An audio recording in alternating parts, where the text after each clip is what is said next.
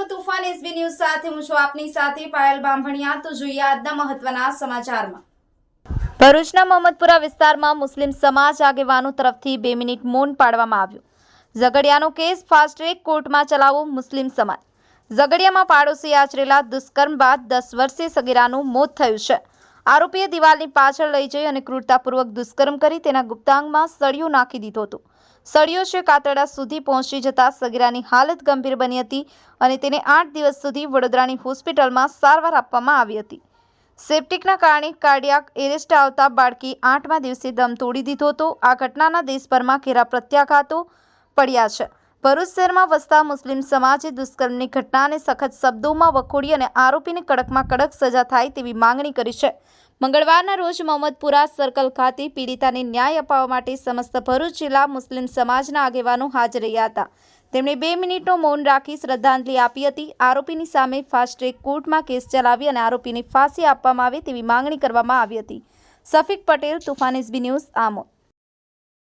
आज समस्त भरूच जिला मुस्लिम समाज द्वारा झगड़ियानी जे 10 वर्षनी मासूम दीकरी साथे जे कृत्य थयेलुं एने न्याय मळे, जस्टिस मळे ने आरोपीने फांसीना माथे चढ़ाववामां आवे ते माटे समग्र भरूच जिल्लाना मुस्लिम समाजना लोको आज मोहम्मदपुरा भेगा थई ने आ दीकरी माटे अहींया पोटक કરવા ઉભેલા છે।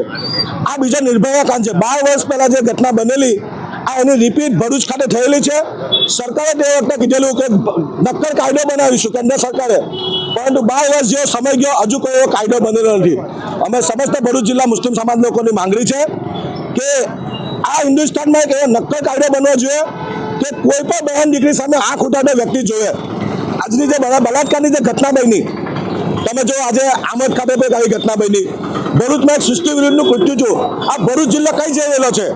ભરૂચ જિલ્લા વહીવટી તંત્રએ અમે ધ્યાન દેવું જોઈએ અને અમે ભરૂચ કેન્દ્ર સરકાર પાસે માંગ કરે કે એક એવો કાયદો બને કે જેને તાત્કાલિક ફાસ્ટ ટ્રેક કોર્ટમાં ચાલવો જોઈએ અને આ નરાધમને ફાંસીને માથે ચડાવવા માટે એવી આજે અમે સમસ્ત ભરૂચ જિલ્લા મુસ્લિમ સમાજ અહીંયા ભેગા થયેલા છે અને આજે હિન્દુસ્તાનના તમામ મુસલમાન નહીં તમામ ધર્મના લોકો આજે અમારી સાથે અહીંયા ઉપસ્થિત છે। ને આ દીકરીને ન્યાય મળે, જસ્ટિસ મળે અને બલાત્કારના આરોપીને ફાંસીને જે માથે ચડાવવામાં આવે તે આજે આજરોજ અમે અહીંયા એક શ્રદ્ધાંજલિનો પ્રોગ્રામ રાખેલો છે અને અહીંયા મુસ્લિમ સમાજના લોકો અહીંયા ઉભા રહીને આ દીકરીની પડખે ઉભેલા છે। ભરૂચ જિલ્લામાં ઝઘડિયામાં જે નાની બાળકી પર જે બનાવ બનેલો છે અને આજે જ આમોદમાં 72 વર્ષીય એક વૃદ્ધ પર જે બનાવ બનેલો છે ખરેખર ખૂબ દુઃખની વાત છે। આવા બનાવ સમયે સમયે બનતા રહે છે, જેથી હું સરકારશ્રીને અપીલ કરવા માંગીશ કે કાયદો એવો હોવો જોઈએ કે તાત્કાલિક ધોરણે જો આવા બનાવ બનતા હોય તો એમને જાહેરમાં ફાંસી આપવી જોઈએ, કારણ કે બીજા વ્યક્તિ આવું કરતા પહેલા વિચાર કરે અને આ કારણ શોધવું જોઈએ કે આવા બનાવ કેમ બને છે। આના બનાવ બનવાના પાછળનું કારણ એક જ છે કે જ્યાંને ત્યાં ડ્રગ્સ મળે છે, જ્યાંને ત્યાં દારૂ બને છે અને જ્યારે વ્યક્તિ નશાવાળી વસ્તુ લેતો હોય છે તો ભાન ભૂલી જાય છે। જ્યારે ભાન ભૂલી જાય છે તો આવા કૃત્યો કરતા હોય છે। તો સરકારે તાત્કાલિક ધોરણે જ્યાં પણ આવા નશાવાળી વસ્તુ મળતી હોય ત્યાં બંધ કરાવવી જોઈએ અને હું જનતાને પણ કહીશ કે તમારા એરિયામાં કે કોઈ પણ જગ્યાએ નશાવાળી વસ્તુ જો મળતી હોય તો એનો વિરોધ કરવો જોઈએ, એને બંધ કરાવવો પડશે। તો જ આવા કાંડ થતા બંધ થશે, તો જ આવી નાની આપણી ફૂલકી જેવી બાળાઓને જીવન બચશે અને મોટા વૃદ્ધ જે ખુલ્લેઆમ જે ફરવાના જે દિવસો હોય છે, આરામથી બજાર માર્કેટમાં નીકળવાના દિવસો હોય છે એ નીકળી ન શકતા, તો આવા નશાકારક વસ્તુઓ બંધ કરાવીશું તો જ આવા કાંડ થતા બંધ થશે। એટલે સરકારશ્રીને અપીલ છે તાત્કાલિક ધોરણે અમને ફાંસી આપો અને નશાકારક જે વસ્તુઓ મળે છે એને તાત્કાલિક ધોરણે બંધ કરાવો।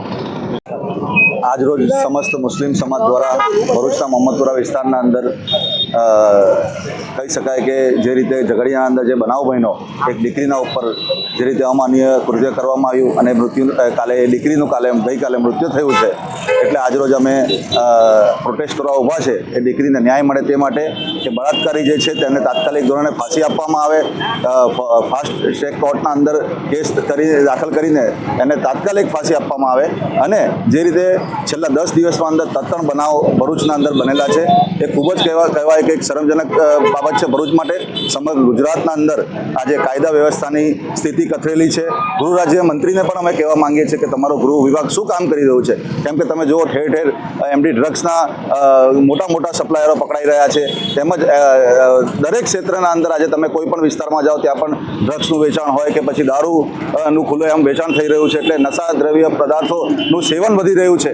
તેના કારણે પણ આ બધા બનાવો બનતા હોય છે. એટલે રાજ્યના અંદર લો એન્ડ ઓર્ડર્સની મજબૂતાઈથી એનું પાલન થવું જોઈએ અને ગૃહ રાજ્યમંત્રી કે જો ગૃહ વિભાગ ન સંભાળતા હોય તો તે પણ આ પદ પરથી રાજીનામું આપે એવી અમે માંગ કરે છે અને બળાત્કારીને તાત્કાલિક ધોરણે ફાંસી આપે એવી આજરોજ અમે માંગ કરીએ છીએ.